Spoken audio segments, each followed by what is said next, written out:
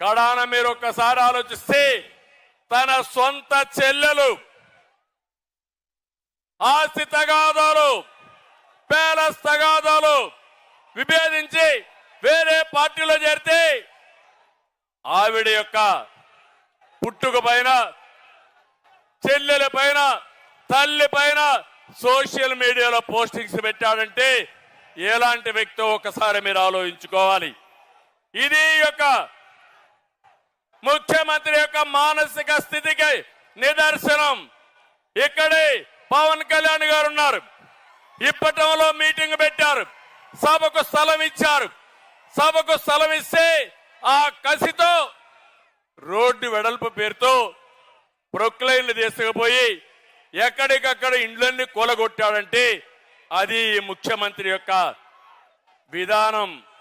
నాకొక విషయం గుర్తొస్తుంది. నేను ముఖ్యమంత్రిగా ఉన్నప్పుడు తిరుపతిలో ఒక సంఘటన జరిగింది. ఇది యథార్థ కాదా మీరందరూ అర్థం చేసుకోవాల్సిన అవసరం ఉంది. ఒక వ్యక్తి ప్రతిరోజు ఆడవాళ్ళని చంపేసేవాడు.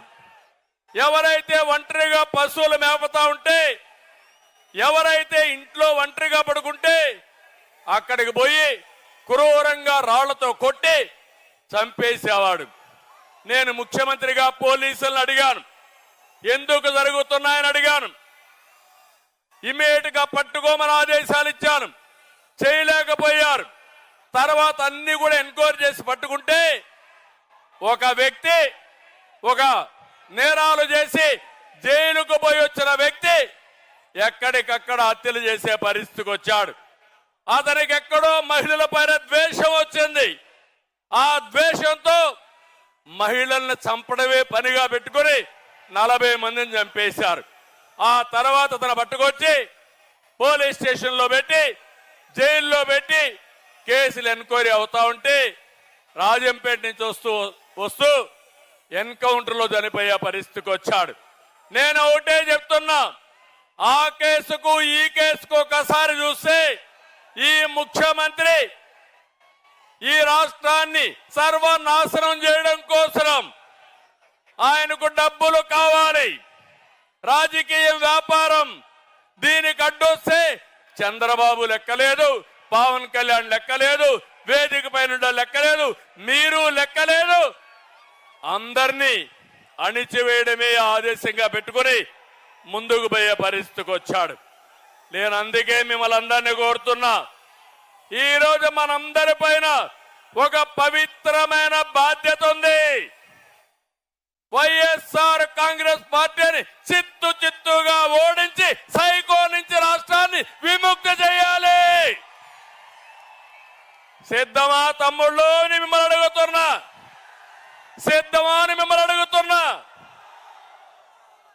ఈరోజు మీరు చూస్తే జగన్ విధ్వంసం, అరాచకాలను పరిస్థితి, దాడులు, కేసులు ఇవన్నీ పెట్టే పరిస్థితికి వచ్చారు. ఇంకో పక్కన ఈరోజు మీరు ఒకసారి చూస్తే ఒక్క విషయం ఈ తాడేపల్లిగూడెం సభలో చెప్పాలనుకుంటున్నాను. ఈ రాష్ట్రాన్ని ముఖ్యమంత్రి జగన్మోహన్ రెడ్డి రాష్ట్రంగా చూడడం లేదు, రాష్ట్రంలో ప్రజలున్నారన్న ఆలోచన లేదు. రాష్ట్రాన్ని కులాల మధ్య, ప్రాంతాల మధ్య, వర్గాల మధ్య విభజించి ఆయన అధికారం కోసం సర్వనాశనం చేయాలని ఆలోచిస్తున్నాడు. నేను ఒకటే మిమ్మల్ని కోరుతున్నాను, కులాలు కూడబెట్టవు. మంచి పాలకులు, మంచి ప్రభుత్వం మాత్రమే మన జీవితాలను మారుస్తున్నాయి. అట్లా కాకుండా ఒక చెడు వ్యక్తి వస్తే ఆ కులం వాళ్ళు కూడా సర్వనాశనం అయ్యే పరిస్థితికి వస్తారు. ఈ విషయం మీరు గుర్తుపెట్టుకోండి.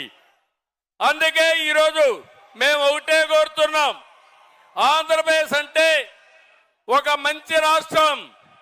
నా ఆలోచన, మిత్రులు పవన్ కళ్యాణ్ గారి ఆలోచన, తెలుగు జాతిని ప్రపంచంలోనే నెంబర్ 1 కమ్యూనిటీగా తయారు చేయాలనేది మా సంకల్పం.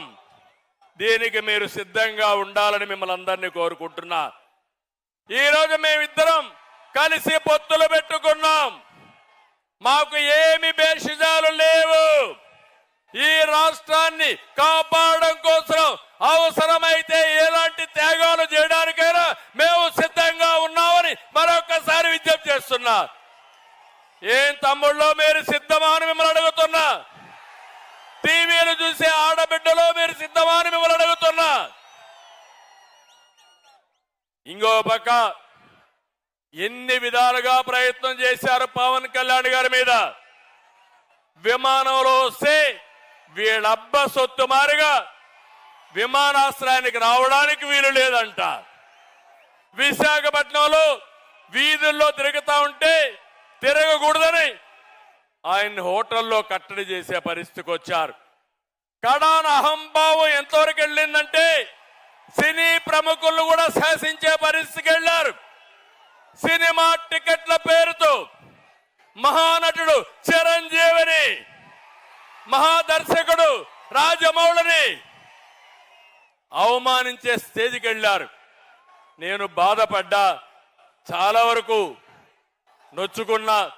జీవితంలో ఇలాంటి జరగకూడదు అనుకున్నా, అలాంటి జరిగే పరిస్థితి వచ్చింది. అందుకే నేను మిమ్మల్ని అందరినీ ఒకే విషయం అడుగుతున్నా. వై నాట్ 175 అంటున్నాడు జగన్. మేము అడుగుతున్నాం, ఏమి పొడిచావని నీకు ఓటేయాలి. వై నాట్ 75 కాదు, వై నాట్ జాబ్ క్యాలెండర్? సమాధానం చెప్పు. Why not DSC? Why not ఉచిత ఇసుక? ఇప్పుడే మిమ్మల్ని చూస్తా ఉంటే నాకు అనిపిస్తుంది, వై నాట్ 175 కాదు తమ్ముళ్ళు, వై నాట్ పులివెందల? అవునా కాదా? పులివెందల్లో కూడా ఓడించాలా లేదా? ఓడించాలంటే తాడేపల్లి శబ్దం పులివెందలు నిలబడాలి. గట్టిగా చెప్పండి.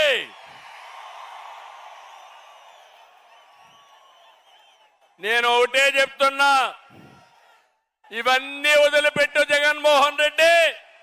ఊ కిల్డ్ బాబాయ్? ఊ కిల్డ్ బాబాయ్? సమాధానం చెప్పమని సవాలు విసురుతున్నా. న్యాయమవునా కాదా యువత? తమ్ముళ్ళు,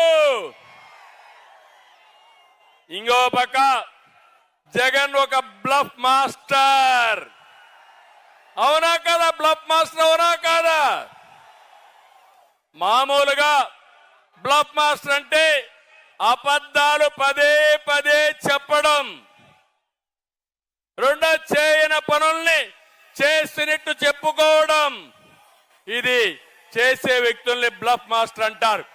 ఒకప్పుడు నేను చూశాను ఊరల్లో కణికట్టు కట్టేవాళ్ళు.